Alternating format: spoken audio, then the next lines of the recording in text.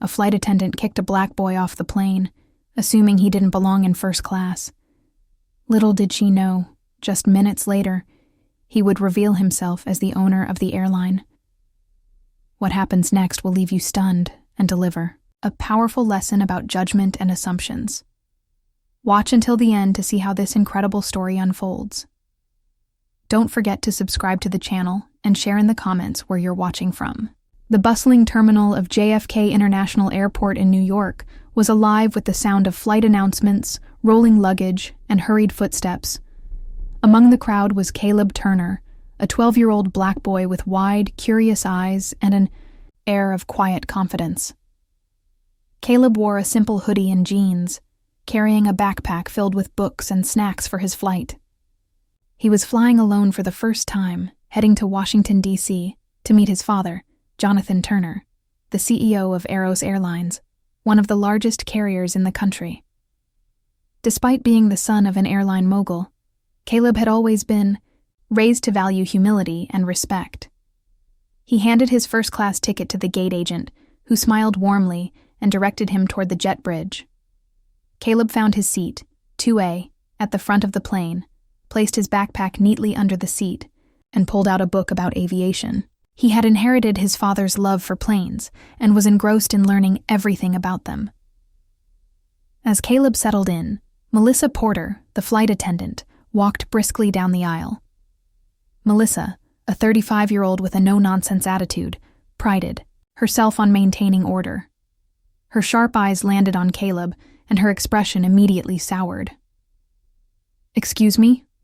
Melissa said, her tone clipped. "Are you sure you're in the right seat?" Caleb looked up, confused but polite. "Yes, ma'am. This is my seat, 2A. Melissa frowned, her eyes narrowing. "First class isn't for standby passengers or upgrades. This section is reserved for paying customers." Caleb blinked, startled by her assumption. "I have a ticket," he said, reaching into his pocket to show her. But Melissa didn't bother to look. "You need to move to the back," she said firmly. "I can't have people sitting where they don't belong."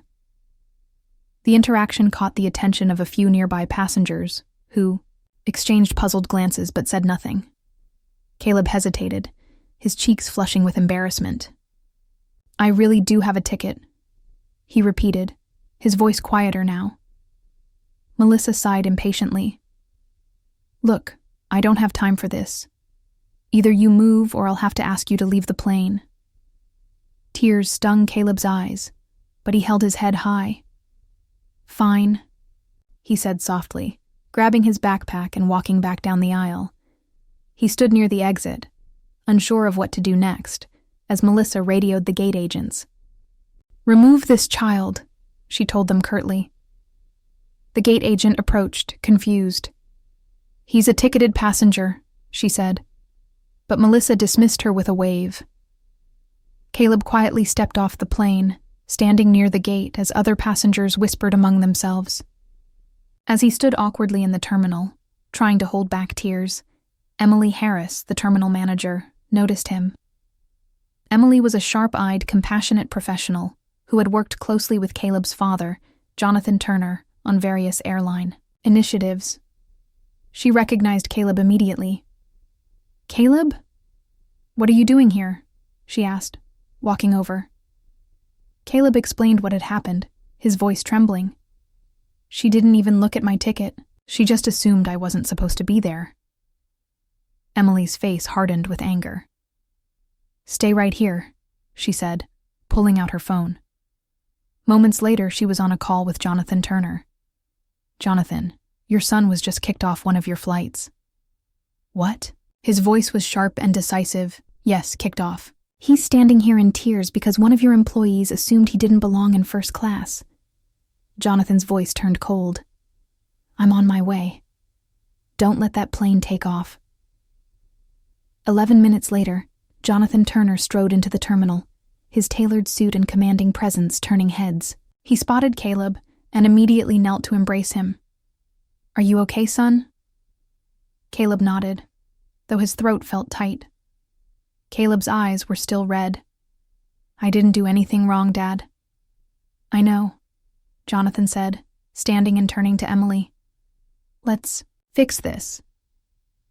Emily led them back to the gate, where Melissa was speaking with the captain. Jonathan walked straight onto the plane, Caleb by his side. The murmurs among passengers grew louder as they recognized the powerful CEO. Jonathan approached Melissa, his expression calm but cold.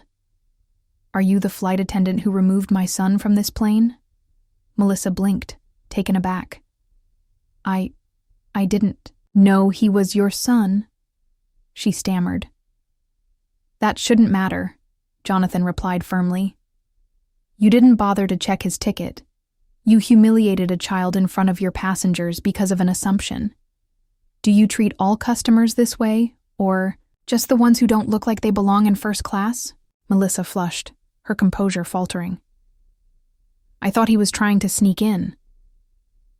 You thought wrong, Jonathan interrupted. He turned to the captain. This plane isn't going anywhere until we resolve this. Jonathan addressed the passengers, his voice carrying through the cabin. Ladies and gentlemen, I apologize for the disruption, but this is a matter of principle. No one, especially a child, should be treated as though they don't belong simply because of their appearance. My son, Caleb, had every right to be here.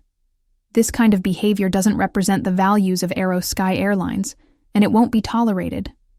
The passengers erupted into applause, many nodding in agreement. Jonathan faced Melissa again. You're relieved of your duties for this flight.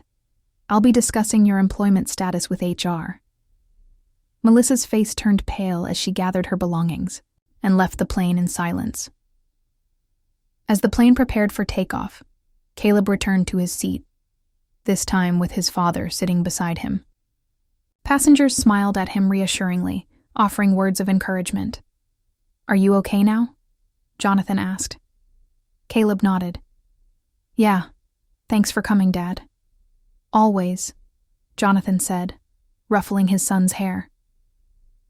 In the weeks that followed, Jonathan launched an internal investigation into Aero Sky's training programs. Melissa's dismissal was announced, and the company implemented mandatory training on customer service and racial bias for all employees. Months later, Caleb sat in his father's office, flipping through designs for a new airline initiative aimed at making luxury travel more accessible to underserved communities. Dad, Caleb said, I want to help with this. I want to make sure no one else ever feels like they don't belong. Jonathan smiled, proud.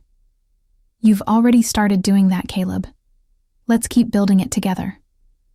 As Caleb looked out the window, at a jet soaring into the sky, he felt a renewed sense of purpose. What had started as a moment of humiliation had turned into a powerful lesson for him, his father, and the airline as a whole. Have you ever experienced or witnessed unfair treatment like Caleb did? Share your story in the comments, and don't forget to subscribe for more inspiring tales of justice and resilience.